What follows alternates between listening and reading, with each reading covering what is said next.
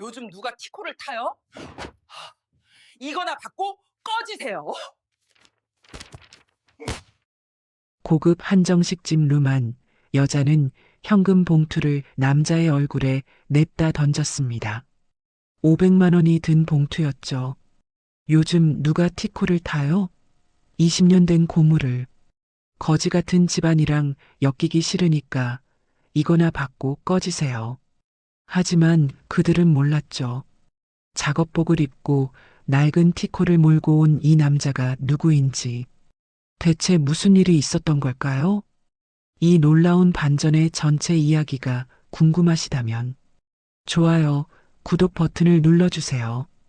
평범해 보이는 사람들의 숨겨진 이야기를 매일 전해드립니다. 토요일 오후 3시 박준혁은 지하 주차장에서 낡은 흰색 티코에 시동을 걸었습니다. 엔진이 가늘게 떨리며 깨어났죠. 조수석에는 딸 소희가 탔습니다. 아빠 정말 이 차로 가실 거예요? 소희가 걱정스러운 목소리로 물었어요. 준혁은 고개를 끄덕이며 대답했습니다. 응, 아빠는 이 차가 제일 편해. 사실 준혁에게는 다른 차들도 있었죠. 하지만 오늘은 이 차가 필요했습니다. 소희는 한숨을 쉬었지만 더 이상 말하지 않았어요. 차는 강남 쪽으로 향했습니다. 40분쯤 달렸을까요? 고급 한정식 집 앞에 도착했어요. 건물 입구에는 외제차들이 줄지어 서 있었죠. 벤츠, BMW, 포르쉐가 햇빛에 반짝이고 있었습니다. 그 사이로 준혁의 낡은 티코가 들어섰어요. 발레 파킹 직원이 다가왔습니다. 차를 보더니 눈살을 찌푸렸죠. 손님 잘못 오신 것 같은데요. 여기 주차하시면. 직원은 말끝을 흐렸어요. 준혁이 차에서 내렸습니다. 낡은 작업복 차림이었죠. 기름때가 여기저기 묻어 있었어요. 직원의 표정이 더욱 굳어졌습니다. 준혁은 차키를 건네며 조용히 말했어요. 박준혁으로 예약되어 있어요.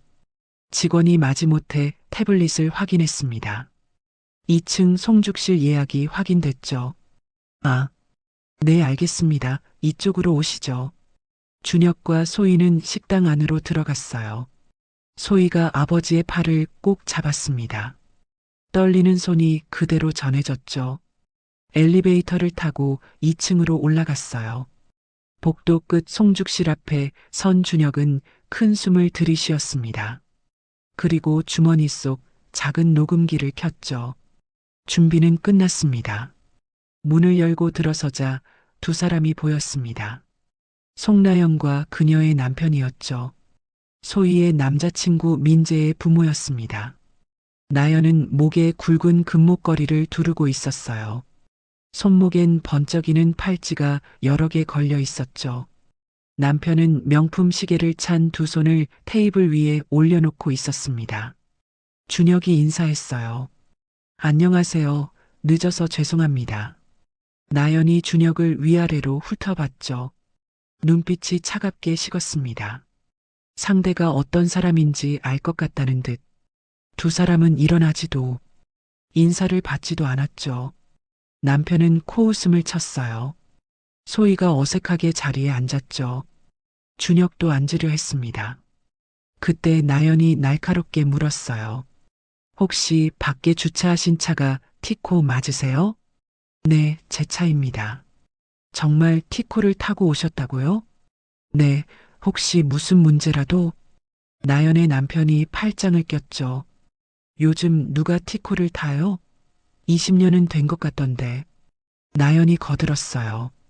차는 그 사람의 수준을 보여주잖아요. 우리는 제약회사랑 병원에서 일하는 사람들인데 주변이 다 좋은 차 타시거든요. 소희의 얼굴이 빨개졌습니다. 준혁은 조용히 물만 마셨죠. 음식이 나왔지만 분위기는 얼어붙었어요. 나연이 소희를 보며 물었습니다. 따님은 어디 다니세요? 중소 디자인 회사에서 일하고 있어요. 나연의 눈썹이 올라갔죠. 중소기업이요? 대기업은 아니고요? 소희가 입술을 깨물었어요. 준혁이 끼어들었습니다. 제 딸은 자기 힘으로 취업했습니다. 자랑스럽게 생각해요. 나연의 남편이 비웃었죠. 그래도 요즘엔 대기업 하나는 들어가야죠. 우리 아들은 대기업 다니는데 그 정도는 돼야 소개할 만하죠. 준혁의 턱에 힘이 들어갔어요. 나연이 말을 이었습니다. 저는 제약회사 영업이사예요. 한 달에 억 단위 실적 올려야 해요. 남편이 덧붙였죠. 저도 대형 병원 과장이에요. 환자분들이 다 강남 사시는 분들이고요. 주머니 속 녹음기는 계속 돌아가고 있었습니다. 나연이 한숨을 쉬었습니다. 솔직히 말씀드릴게요. 집안이 저희랑 안 맞아요. 우리는 좋은 집안 며느리를 원하거든요. 소희가 벌떡 일어났죠. 어머님, 그게 무슨 말씀이세요? 나연의 남편이 손을 내저었어요. 아가씨도 알잖아요. 결혼은 집안끼리 하는 거예요. 사돈이 티코 타고 다닌다고 하면 우리 이미지가 어떻게 되겠어요? 나연이 핸드백을 열어 두툼한 봉투를 꺼냈습니다. 테이블 위에 탁 던졌죠. 500만 원 들어있어요. 위로금이라 생각하시고요. 나연이 말을 이었습니다.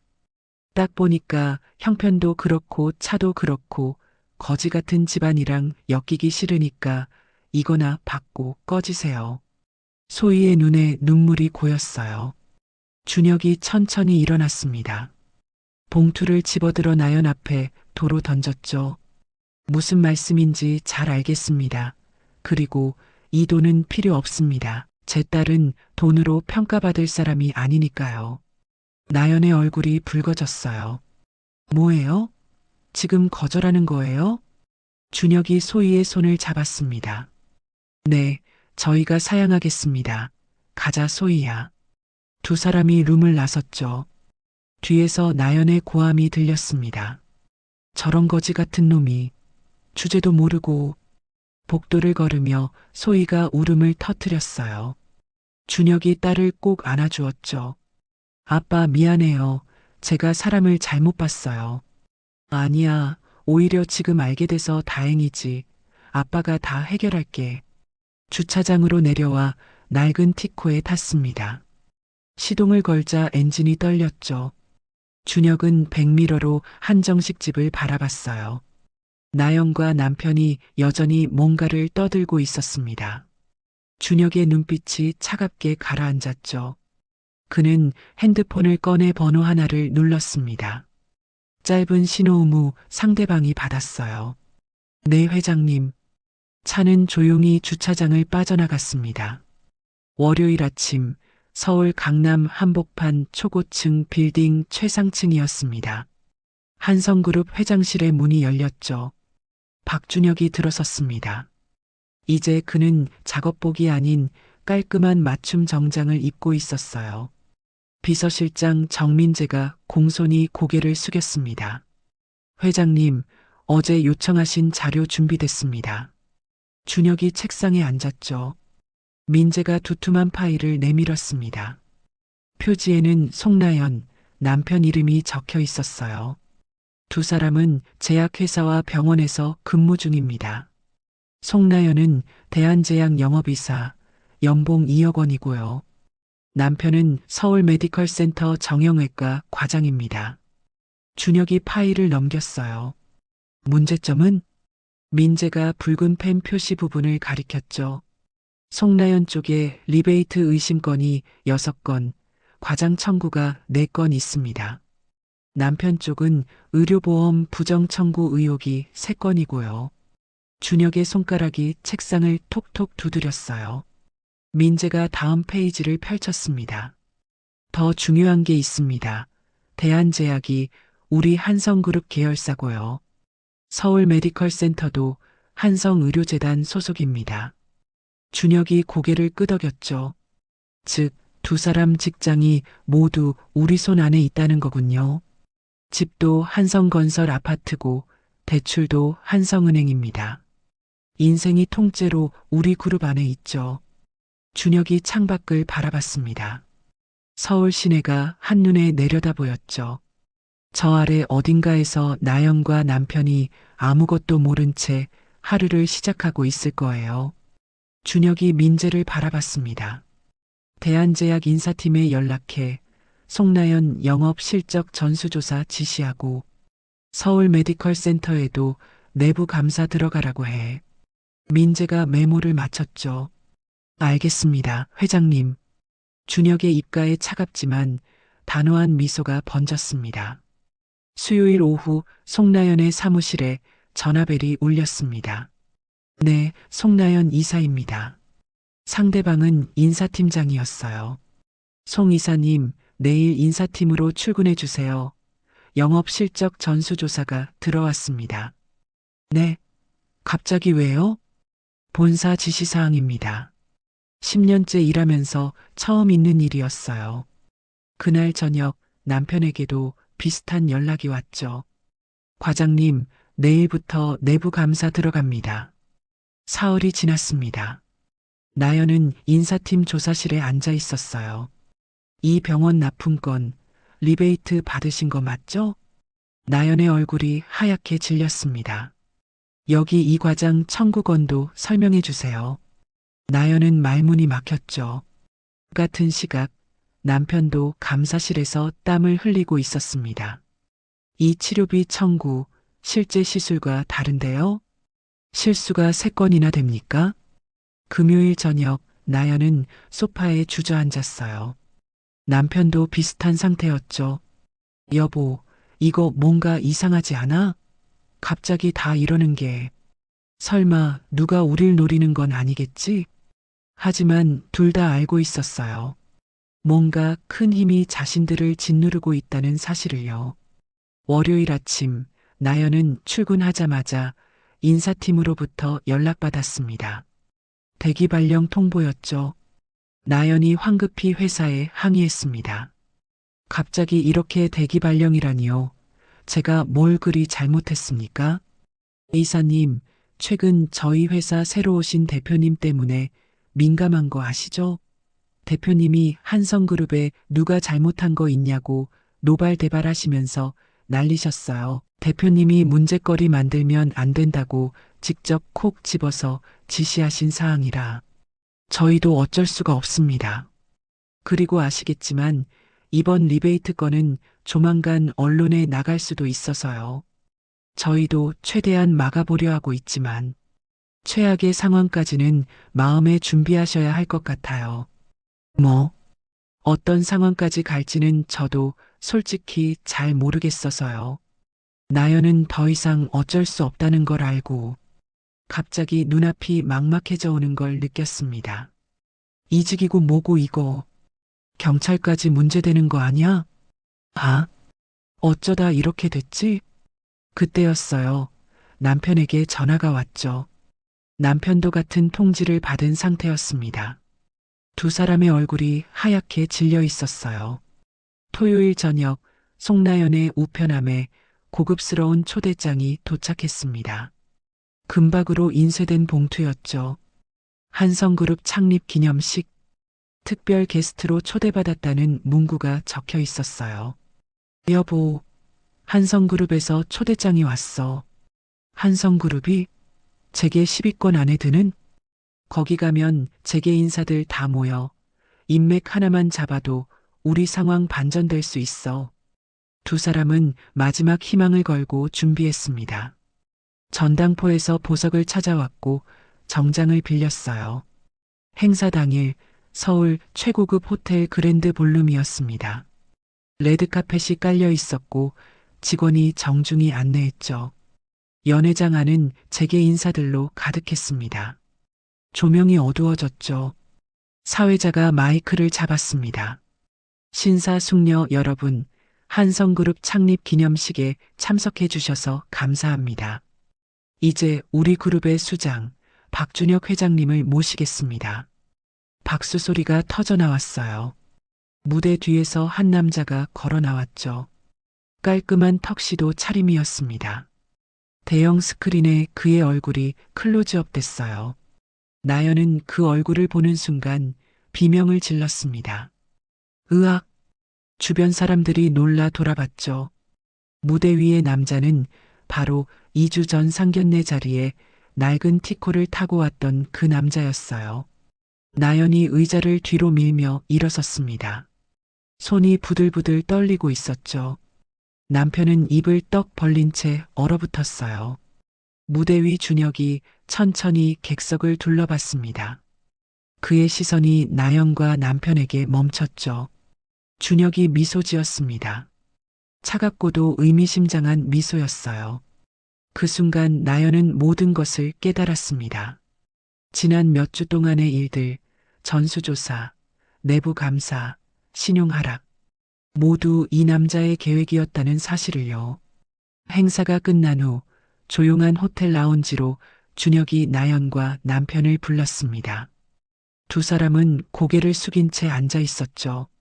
준혁이 차를 한 모금 마시고 물었어요. 그간 어떠셨습니까? 죄송합니다. 정말 죄송합니다. 남편도 고개를 조아렸죠.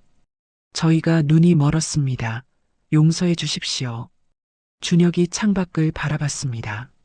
서울 야경이 아름답게 펼쳐져 있었죠. 한참을 침묵하던 준혁이 입을 열었어요. 저는 제 딸이 사람으로 존중받길 바랍니다. 그게 전부예요. 법적 조치를 취할 수도 있었습니다. 증거는 충분하거든요. 하지만 그러지 않은 이유가 뭔지 아십니까? 준혁이 부드럽게 미소 지었습니다. 제 딸이 민재 씨를 좋아하기 때문입니다. 부모의 잘못이 아이들의 미래를 망쳐서는 안 되니까요. 그때 문이 열렸죠. 소희와 민재가 들어왔습니다. 민재가 부모님 앞에 섰어요. 어머니, 아버지. 저와 소희가 서로 진심으로 사랑합니다. 나연이 결국 눈물을 흘렸죠. 민재가 준혁에게 고개를 숙였습니다. 회장님, 저희 부모님이 큰 잘못을 저질렀습니다. 하지만 기회를 한 번만 주십시오. 제가 책임지겠습니다. 준혁이 민재의 어깨를 두드렸어요. 당신을 믿겠습니다. 나연이 소희에게 다가갔습니다. 소희야, 아줌마가 정말 미안했어. 잘못 생각했구나. 소희가 미소 지었죠. 괜찮아요. 이제 진짜 가족이 되는 거잖아요. 준혁이 남편과 소주잔을 부딪혔습니다. 사돈 어른, 앞으로 잘 부탁드립니다. 남편의 눈가가 붉어졌어요. 회장님 아니 사돈, 제가 정말 부끄럽습니다. 준혁이 고개를 저었습니다. 이제 그 얘기는 그만합시다. 우리 아이들 앞날이나 축복해 줍시다. 한 달 후 평범한 동네 식당에서 두 가족이 다시 만났습니다. 이번엔 명품도 거칠애도 없었죠. 소박한 백반 정식을 앞에 두고 앉아 있었어요. 나연이 소희에게 반찬을 건네며 말했습니다. 소희야, 이거 내가 좋아한다며? 많이 먹어. 감사합니다, 어머님. 나연의 눈가에 눈물이 맺혔어요. 어머님이라고 불러줘서 고마워. 진짜 중요한 게 뭔지 이제 알겠어. 준혁이 나연의 남편과 소주잔을 부딪혔습니다. 사돈 어른 건강하십시오. 회장님 정말 감사합니다. 저희에게 이런 기회를 주셔서. 준혁이 고개를 저었어요. 우리 이제 가족인데 무슨 회장님이에요. 편하게 사돈이라고 부르세요. 식사를 마치고 나오며 준혁이 낡은 티코 열쇠를 꺼냈습니다. 아빠, 오늘도 그 차? 준혁이 활짝 웃었어요. 그럼 이 차가 진짜를 가려주는 명차야. 나연이 티코를 보며 말했습니다. 정말 그러네요. 이 차 덕분에 제가 정신을 차렸어요. 네 사람이 함께 웃었죠. 그건 가식이 없는 진심 어린 웃음이었습니다. 준혁이 차에 시동을 걸며 백미러로 세 사람을 바라봤어요. 소희가 민재 부모님과 이야기하며 웃고 있었죠. 예전처럼 눈치 보거나 긴장하지 않았습니다. 그저 자연스럽게 가족으로 어울리고 있었어요. 준혁은 만족스러운 미소를 지었습니다. 복수는 끝났지만 더 소중한 것을 얻었죠. 딸의 행복이었습니다. 엔진이 가늘게 떨리며 시동이 걸렸어요. 준혁의 낡은 티코는 천천히 거리로 빠져나갔습니다. 석양빛이 차 위로 부드럽게 내려앉았죠. 외모나 재산이 아닌 진심이 사람을 판단하는 기준이 되어야 한다는 것. 준혁은 그것을 가르쳐 주고 싶었을 뿐이었어요.